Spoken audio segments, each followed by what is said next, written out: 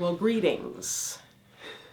Happy Father's Day. Yes, it is Father's Day when I am doing this shoot. Happy Father's Day to all the fathers and all the father figures, the grandfathers. We say bravo to you. We say thank you for showing up. My dad passed away in 2016, and I truly believe that he would be proud of this. This is a family affair. I write and produce the videos, my brother edits them, and ta-da, here we are, Project Liberate. So happy Father's Day again, fathers.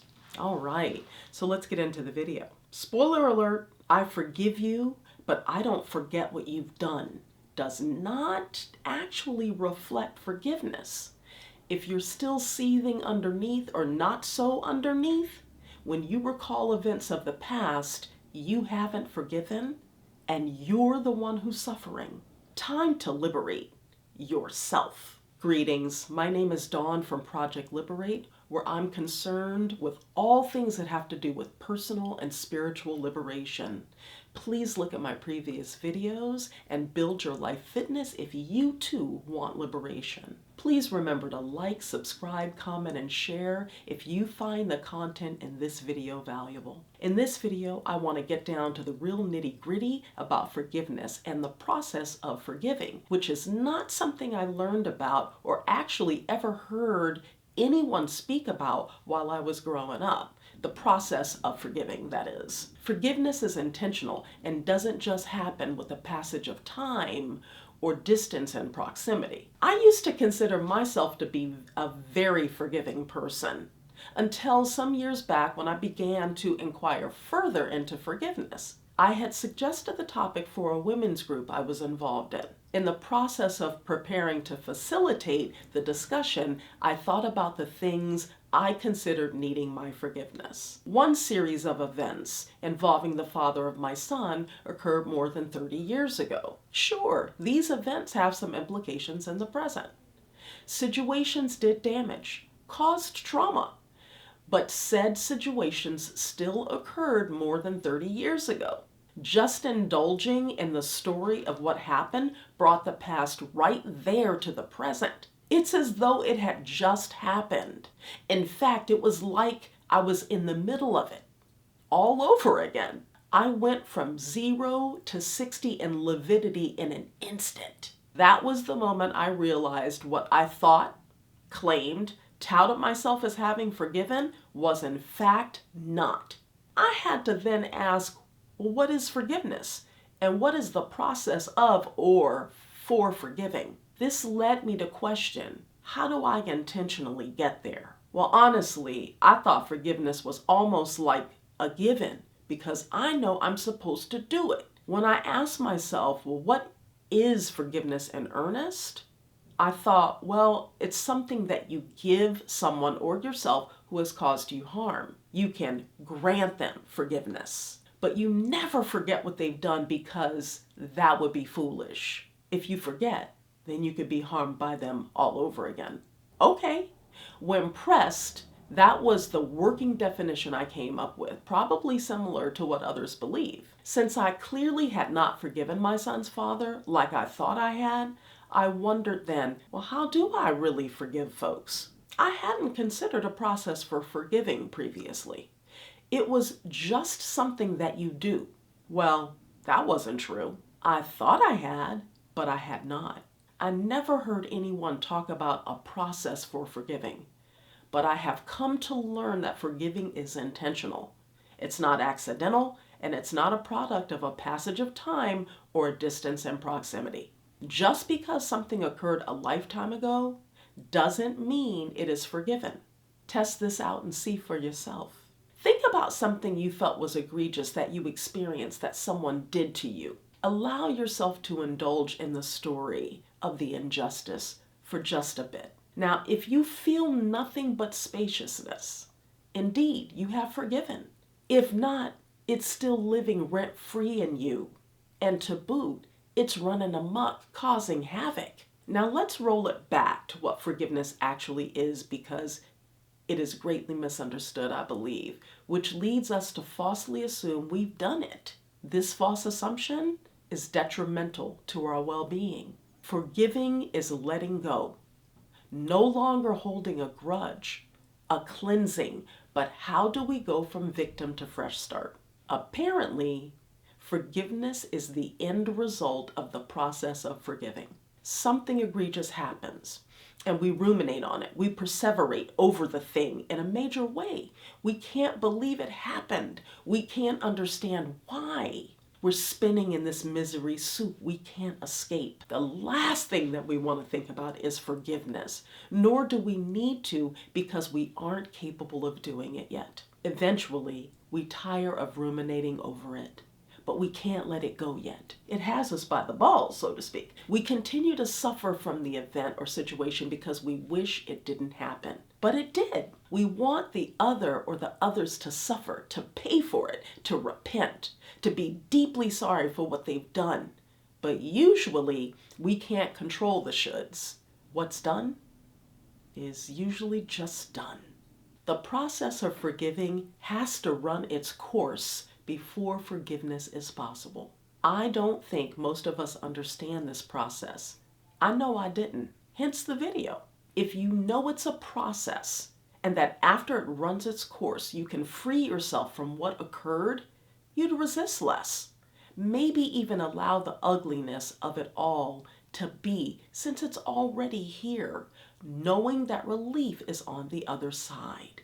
These are the 4 elements of forgiveness, which I pulled from an article in Psychology Today entitled 4 Elements of Forgiveness, and it's written by Ryan Howes. Step 1, expressing the emotion. Here you need to fully express how said incident made you feel, either to the perpetrator or perpetrators, or a substitute like an empty chair, or through a heartfelt letter. This needs to be done verbally. So if it's a letter, then you would read it out loud, right? It needs to be a verbal, true expression of how it feels. If true forgiveness is truly desired, this element requires that you allow yourself to feel the depths of sorrow, sadness, and/or anger that you are experiencing. Put the emphasis on this because it's necessary. Step 2, understanding why.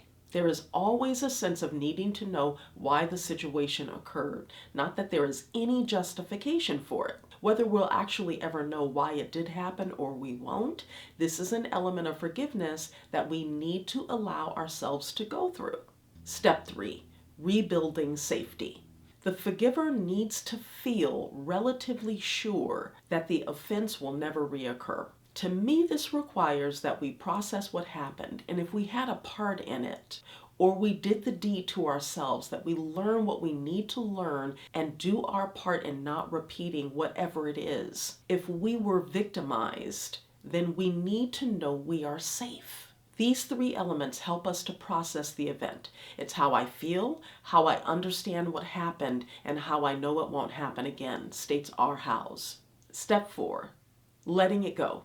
Apparently, this last step is a doozy, because if you have not fully completed steps 1 through 3, you will not be able to let it go. Hence the, but I haven't forgotten. This step is where you promise yourself to not hold a grudge against the wrongdoer. Being a victim holds all the power because we lord what they've done over them or ourselves. We have permission to be deeply wounded and respond accordingly.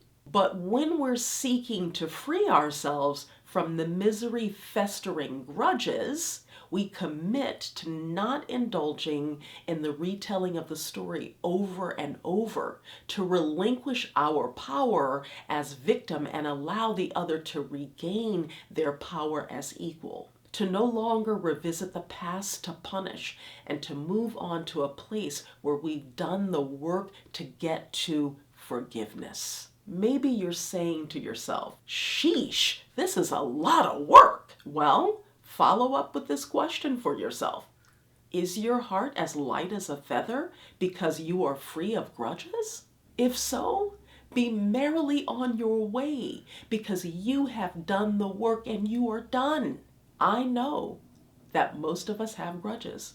We may not even be totally aware of them until someone brings up a thing or someone. And then there you are, back in the throes of turmoil, anger, sadness, and victimhood. Not to worry. freedom, liberation is to be had. Try this process and liberate yourself, breaking the chains, Do not forget to forgive yourself, because it starts here with ourselves first.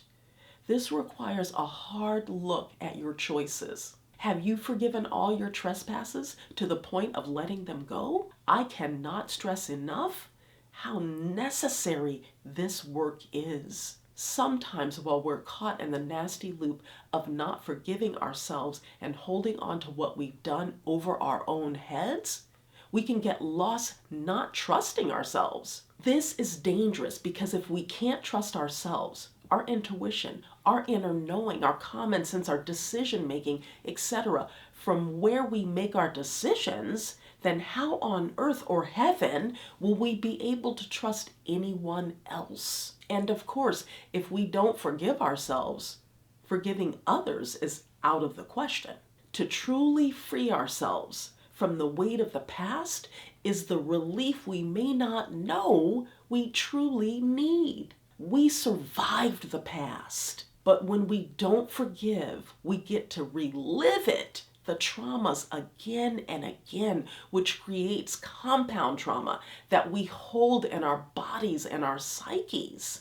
We don't have to wait until grudges manifest into illness because of the energy that we're feeding into them. Instead, we can inquire into those dark corners of ourselves where we are harboring resentment, anger, grudges. We can seek them out within ourselves in order to go through the process of forgiving. We can let go of the past and fully live in the present. We can free others and ourselves because we desire liberation.